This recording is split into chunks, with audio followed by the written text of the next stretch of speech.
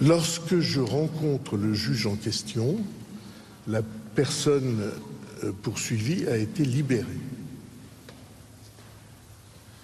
Et la justice, par une décision de justice, l'a libéré. Et puis il s'est suicidé et l'affaire a été de ce fait éteinte. Mais je suis sûr que beaucoup d'autres sont restés ignorés, y compris de moi.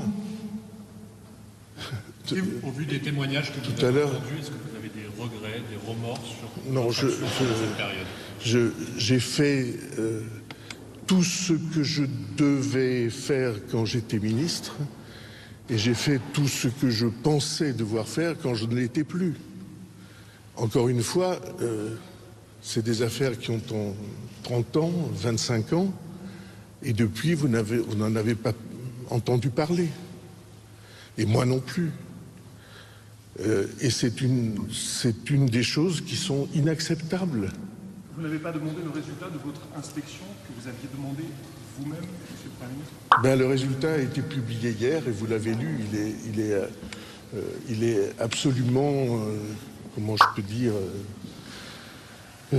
dans le sens de cette institution, positif pour cette institution, pour son climat, pour son ambiance, pour le travail qui est conduit.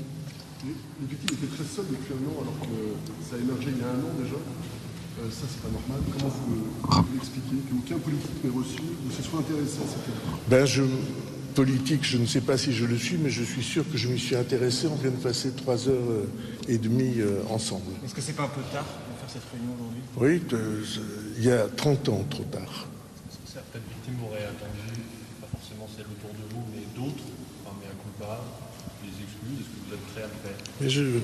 Mea culpa, ça veut dire c'est ma faute. Et je vous assure que ce n'est pas de ma faute.